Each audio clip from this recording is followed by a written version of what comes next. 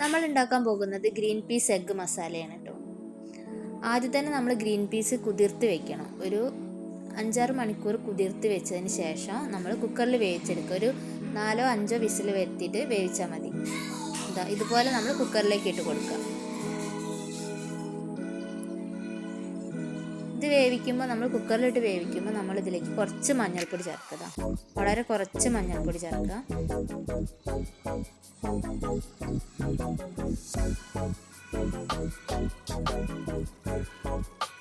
ഇനി കുറച്ച് ഉപ്പ് കൂടെ ചേർക്കുക.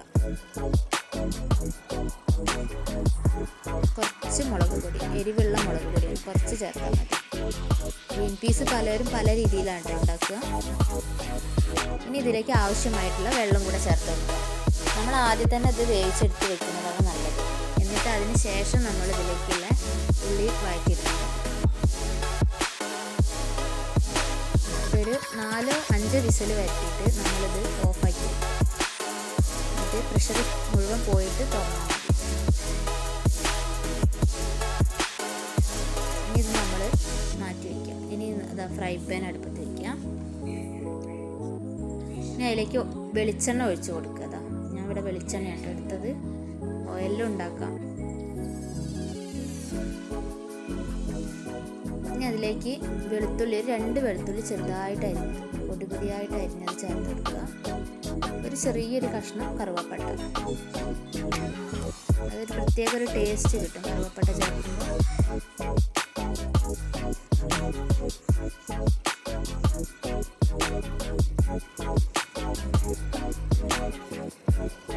നമ്മളാദ്യം ഗ്രീൻ പീസ് 4 വിസിൽ വരുത്തിയിട്ട് മാറ്റി വയ്ക്കണം കേട്ടോ. അതിന് ശേഷം ഇത് ചെയ്താൽ മതി. ഇത് റെഡി ആകുമ്പോഴേക്ക് നമ്മൾ ഗ്രീൻ പീസ് വെന്ത് കിട്ടും.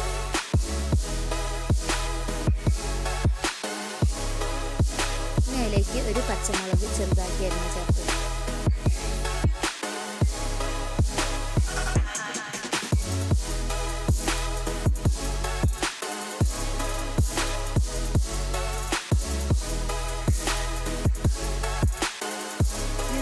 ഒരു സവാളയാണ് ഇട്ടത്, അതും കൂടെ ചേർത്ത് കൊടുക്കുക. പൊടിയായിട്ട് അരിഞ്ഞത് ചേർത്ത് കൊടുക്കുക.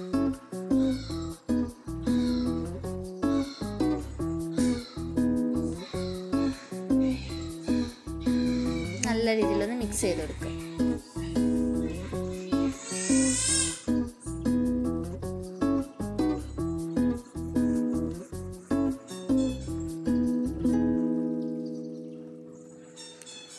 നമ്മൾ ഇതിലേക്ക് ഇടാൻ പോകുന്നത് തക്കാളിയാണ്. ഒരു തക്കാളി.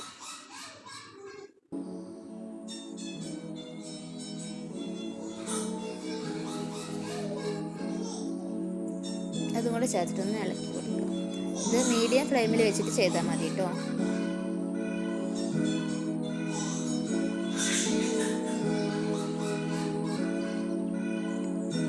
ഇനി നമ്മളിതിലേക്ക് ഒരു 3 മുട്ട പൊട്ടിച്ച് പാരുക. അത് മുട്ട ആദ്യം കലക്കി വെക്കണം കേട്ടോ. ഒരു കുറച്ച് ഉപ്പ് ചേർത്തിട്ട്, വളരെ കുറച്ച് ഉപ്പ് ചേർത്ത് കലക്കി വെക്കുക. നമ്മൾ ഗ്രീൻ പീസിലൊക്കെ ഉപ്പിട്ടിട്ടാണ് വേവിക്കുന്നത്. അപ്പോൾ ശ്രദ്ധിച്ചിട്ട് വേണം ഉപ്പ് ചേർക്കാൻ. ഇതിലേക്ക് കുറച്ച് മസാലകൾ കൂടി ചേർക്കാം. കുറച്ച് ഗരം മസാല, വളരെ കുറച്ച് മതി കേട്ടോ.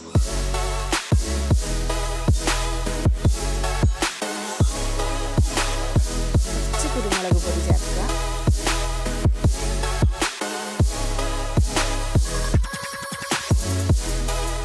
മിക്സ് ആക്കി നമുക്കൊരു നല്ല രീതിയിൽ ഉപ്പേരി പോലെ കട്ട പിടിച്ച്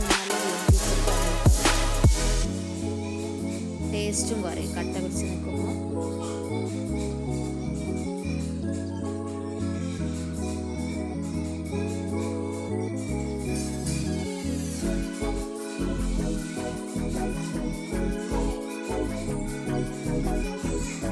നല്ല രീതിയിലൊന്ന് ഇളക്കി കൊടുക്കുക.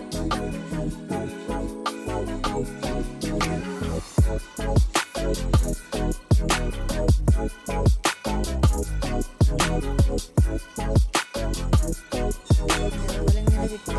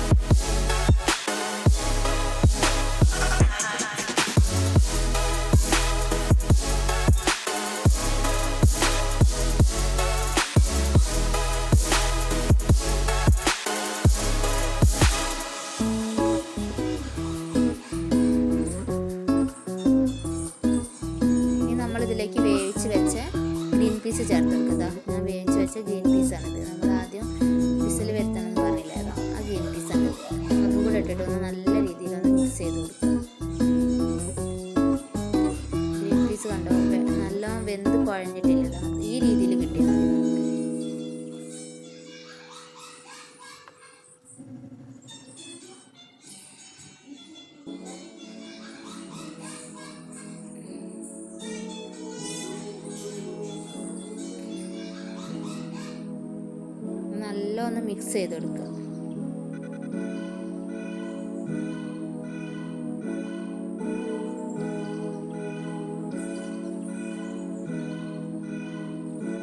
ഇനി കുറച്ച് കാശ്മീരി മുളക് പൊടി ചേർത്ത്, വളരെ കുറച്ച് ചേർക്കുക കേട്ടോ.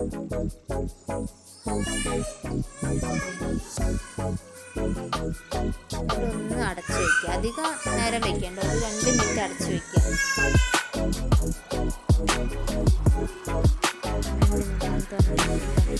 നല്ല സ്മെല്ല് വരുന്നത്. ഒന്നുകൂടെ നിറക്കും.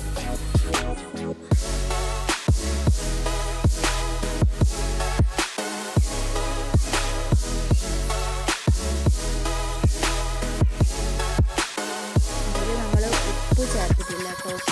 നമ്മൾ ഗ്രീൻ പീസ് ഉപ്പിട്ടിട്ടാണ് വേവിച്ചത്. പിന്നെ മുട്ട ചേർക്കുമ്പോൾ അതിലും ഉപ്പ് നമുക്കൊണ്ട് എക്സ്ട്രാ ഉപ്പിൻ്റെ ആവശ്യം വന്നിട്ടില്ല. ഇനി വേണമെന്നുണ്ടെങ്കിൽ കുറച്ച് നമ്മൾ ഇട്ട് കൊടുക്കും.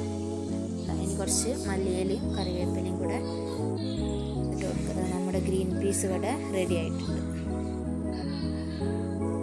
നല്ല രുചിയുള്ള ഗ്രീൻ പീസ് റെഡി ആയിട്ടുണ്ട്. എരിവ് ഇനി അധികം വേണമെന്നുണ്ടെങ്കിൽ കുറച്ച് കുരുമുളക് പൊടി കൂടെ വിതറി കൊടുക്കുക, ആവശ്യമുണ്ടെങ്കിൽ കേട്ടോ. എല്ലാവരും ട്രൈ ചെയ്ത് നോക്കണേ.